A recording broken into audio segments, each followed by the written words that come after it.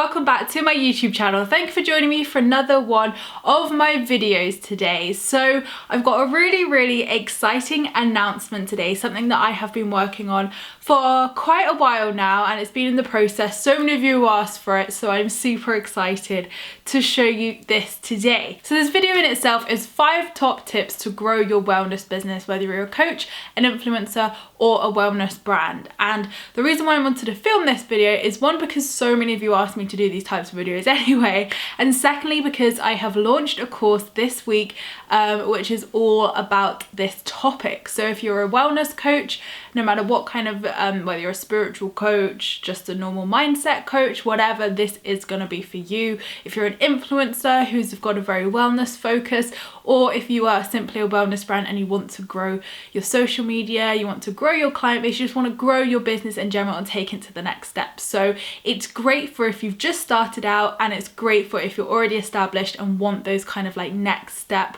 advice on how to kind of take your business to the next level. So everything will be linked in the description box down below. I'll talk about it more later, but here is my 5 top tips. Number 1 is consistency. The number one thing I see when my clients come to me for business coaching is that they're just not being consistent enough with posting, with utilizing their keywords, with each platform especially. Like, they'll probably focus a lot of their energy into one platform, which is great, but then focus nothing on the other channels, which is not so great. So what I always say is, it is good, especially when you're growing and with a growth strategy, to focus on one platform at a time when you're trying to grow it, but equally making sure you're not neglecting your other platforms, because they are all super important. And you know, a lot of people say, like, when's the best time to post? Do I need to post every day because they see me doing that? I do that because it works for my business. The best way you can find out the best times and the best ways to post is to test it out. Test it out with your following, with your audience, and see what times and days they respond to better. And like what I say with all my work, you don't want to do something just for the sake of doing it. It needs to feel in alignment with you. So if you don't want to post every single day, absolutely honor that, because that's, you know, what's going to work for you. So test things out, try things out. Everybody's audience is different, so it is really hard to say, yeah, this is like the magical tip and you will succeed, because we need to test things out. That's what I always say. Like, you need to like go and do that kind of field research with your posts, with your timings, to see what performs best for you. And there really is no right or wrong on how many times you should post a week. I personally post every day on all my platforms, but it really is up to you as an individual. It definitely can be mirrored content as well. And a really good example of this in my own business is this month, after years of seeing Pinterest but not utilizing it, I will admit, I thought, no, I need to, you know, walk my talk and crack Pinterest, because for so many years, like, a lot of my peers, a lot of my kind of influencer friends were like, Emma, I'm getting like 400 clicks a day from Pinterest, like blah blah blah, and I was like, what are you doing? Like, I tried it didn't really work a couple of years ago, so I just gave up. So I'd neglected my profile for at least 2 years, which is bad, but I just didn't see the benefit. So anyway, the beginning of this month, I was like, or beginning of May should I say, I was really like, I want to focus on this. I want to give myself a 30-day challenge to conquer Pinterest and to see what I can do in 30 days. So I started off with 272 monthly views, which is terrible. I had a following, but I just hadn't posted in years. So obviously a lot of my previous posts were money saving. So I had 272 views a month, which was just shocking compared to my following. And I thought, right, I am gonna nail this. So every day for a solid 30 days, and I'm on day 19 so far, so I'm not actually even at the end of my 30 days. I've consistently posted, I've utilized my keywords, I've done my research on Pinterest, educated myself, I've utilized my keywords, posted consistently, posted my own content, posted engaging things, posting like little infographics. Like, obviously go and have a look if you want to see all the things I've been doing. I've just been really consistent and really like dedicated to it. And in 19 days, I've gone from 272 views to 92,000 unique monthly views. I mean, I think I've shocked myself there as well, to be honest. I was like, whoa, okay, like this is, I get this, and obviously I'm turning that into clicks to my website. I've got a really nice healthy traffic stream now from Pinterest, so I'm like, yep, I see what everybody was saying now. So again, yes, it can be a pain to kind of have to introduce a new platform and think, oh my god, now I've got to do content, but really, consistency is key, and that is proof of it, that when you're consistent, it does pay off. Number 2 is free content. Especially in a wellness business, if you're a coach, free content is so important, and I really focus on this in the course because people need to be able to trust you, and especially when you're starting out. Like, obviously I had quite a lot of social media platforms anyway and free content out there, so I was quite lucky in that sense. I already had that, especially when you're starting out as a coach or a mentor or anything in the wellness industry.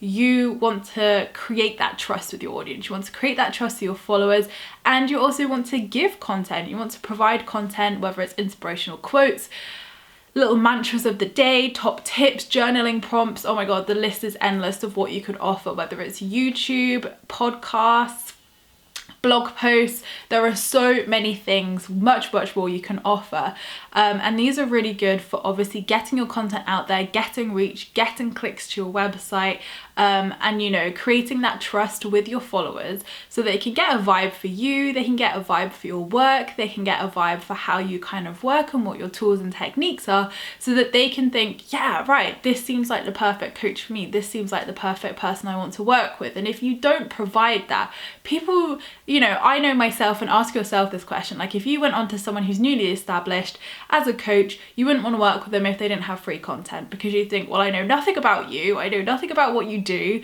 and you want to create that trusting relationship with them, and it equally grows your platforms as well. Number 3 is utilizing each platform and keywords. Now I did touch on this in consistency, but really making sure, like exactly like that Pinterest example, that you are utilizing each platform for its unique purpose. And again, I cover this in the course, but it really is, homing in on the superpower of each platform, shall we say. So Instagram is very visual, so all your Instagram posts need to be visually pleasing, they need to be visually grabbing, whereas like Facebook's more of an information based platform.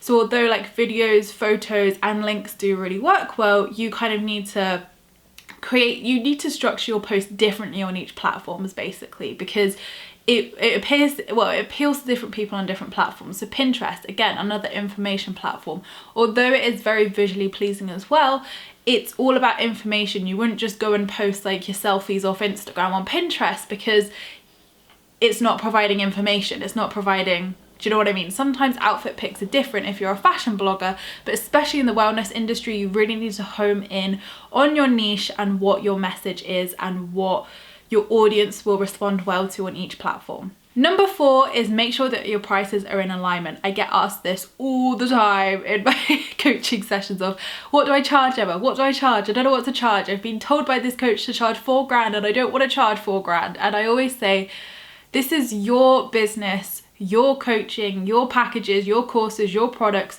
You need to charge what's in alignment with you. Shut out everything else. I said you don't even have to listen to what I say, but charge what feels in alignment with you, and charge what your experience also covers. Because let's be real, a brand new coach who's newly qualified, if you were to kind of look at them against, should we say, like your Tony Robbins, your Gabby Bernsteins, and they're charging like $4,000, you'd obviously go for them, like, because they're established, they've got the experience, they've been in the game for decades, they've got content out there. So you do need to be realistic with your experience. That's not a bad thing, because when you first start out, you can offer a discounted price, for example, to kind of, gain that trust, get that regular client base. And then when you've got that regular client base, you can obviously tweak your prices accordingly. So you can gauge the market, you can see what are people responding to well. Do they feel, because it's all about energetic exchange at the end of the day, and people need to feel they're going to get value for their money. This is about the client as well, not just lining your own pockets. So you need to think, right, what is my time, my resources, my tools, techniques, coaching worth? And is that a fair energetic exchange? If I was to go and pay this myself with someone, would I feel I've walked away with a good amount? Do I feel like I would have walked away like, yes, that was the best money I ever spent? Or would I walk away thinking, what have I actually paid for? So really be honest with yourself here, because think about it. Would you pay those prices? Would you go and pay that with someone with your experience? And that's how you find out what your prices are. Tune into your intuition, channel it, see what vibes with you, and test it out. There's no better way than to test it out. Number 5 is do not presume people see your stuff. Again, my number 1 top tip with coaching clients. They always say, yeah, but Emma, I've like posted it, I've been, you know, people have seen it. And I'm like, right, here's a really great example. When I, on my platforms, on my Instagram specifically, launched my book in January, I posted 3 consecutive days in a row. Now, bearing in mind I'd had a 2-month pre-order period as well. So for the 2 months prior, I'd been talking about my book probably on a weekly basis, that it was on pre-order, it was available on all the platforms, you know, posting it in my stories, linking in my bio. It was around, people knew, or so I thought. So anyway, on launch day, I posted post 1, next day posted 2 and 3. And still on that 3rd day, people were like, oh my God, I didn't realize you wrote a book. And I'm like, where have you been? Like, and quite a few people were saying on the 1st, 2nd, 3rd, oh wow, didn't realize you've written a book, gonna go check it out. And I'm like, wow, like I've been posting every day, every week, obviously for the launch, every week leading up to the launch, and still people didn't see it. And this is algorithms, this is the bullshit of the algorithms, but I couldn't believe it. And that to me was a massive wake-up call, that there is obviously harassing people with your posts, but then there is also, you know, regularly posting so that people do see it, because don't presume people see stuff. Don't presume people know what you do. This is why I say you have to make your bios, your links, your websites crystal clear with exactly what you do, because people don't read stuff, people don't see stuff. So you really need to like put that information in front of them pretty much straight away without having to click through numerous things or whatever. So when you're posting and you feel like, oh my God, I feel like everybody knows this, I don't want to overshare it, I don't want to over talk about it, whether it's coaching packages, whether it's something you've launched, a book, whatever, don't think you've overspoken about it, because 9 times out of 10 you probably actually haven't. And I'm really guilty of this, like, you know, even on this YouTube channel, I like mention something once and presume people know, or like on my channels I'll just like mention something once a week or whatever, and I'm like, oh yeah, everyone will know. But really it's like utilizing, announcing that on all your platforms, and quite consistently. You know, obviously don't overdo it like every single day, but you know, consistently over a period of time, make sure it is going out on all your platforms. So no matter what, you are utilizing your reach and you're utilizing the kind of follower base that you have, but just never presume people know stuff. That's my top tip. I hope those have really helped you. So now onto the course. So over the last few months, I have been creating a PDF and workbook guide for you guys to purchase and obviously use at home to grow your wellness business and create sustainable growth in your business. So it is a 50-page guide to creating sustainable growth in your soul-led business and in sharing your message online. So this is for coaches, all wellness coaches, not just spirituality. There is no spiritual focus in this at all. It is obviously for all wellness businesses and coaches, influencers, and wellness brands. So it obviously has a wellness focus, but yeah, it is not spiritual at all. Just want to clarify that. So the kind of topics that are included is exploring your message and your niche, getting really clear on that, social media basics, how to utilize each platform and to make sure you're using everything on each platform first of all, how to utilize each platform and earn money from each platform.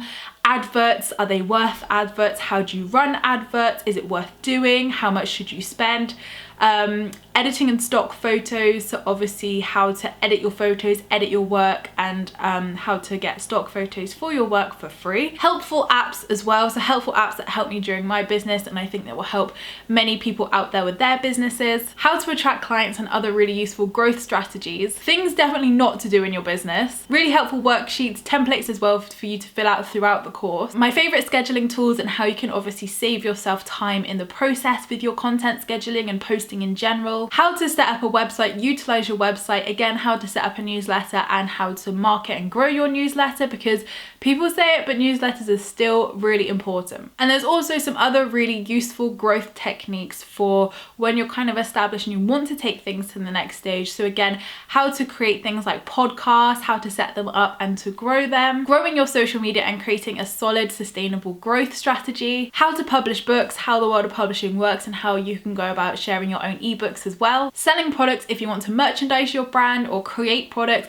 how to do it, how to market it, and basically how on earth you do it. And also gaining press and PR for your business as well. So how to get in magazines, national papers, press, TV, radio, the whole lot, and also online press as well. So as you can see, I mean, there's much more. That is literally the tip of the iceberg. So there is much more in the course, but I just wanted to give you a few examples of what's included. All of the information, of course, is linked down below for you to go and have a look at. So go and have a look on my website if you want to read more about it or what's included. But I am super excited to be sharing this with you, and this week it is reduced as well. So make sure to go and check that out if you want to obviously save some money as well. But yeah, I'm really excited for you guys to, you know, get it, use it and implement it in your own businesses. A couple of people have been trying it out already, so I've popped their feedback in the description as well, obviously if you want to kind of see what people's experiences have been with it. But I'm just super pleased because it's something I wanted to create for such a while, and obviously I talk about and do all of this in my coaching sessions all the time, but I felt that I wanted to make something more accessible for people, and a kind of more practical workbook you can kind of follow and, you know, journal with as well. And it's got templates in there, it's got loads of things in there for you to be able to use within your business and really help you. So as I mentioned, all of that's all in the description box down below, and on my website shop. It's also available on my Etsy store as well, as always. So thank you so much guys for watching my video. I appreciate all your views and likes. Don't forget to subscribe if you're new here, because I would love to see you again soon. Don't forget to leave me a comment in the comments box down below, because I reply to them all. And don't forget you can join my free Law of Attraction support group over on Facebook, where you can join myself and other like-minded souls, where we talk all things law of attraction and spirituality. So I hope you have a great week whatever you're up to, and I'll see you in my next video, which is next week. Lots of love guys.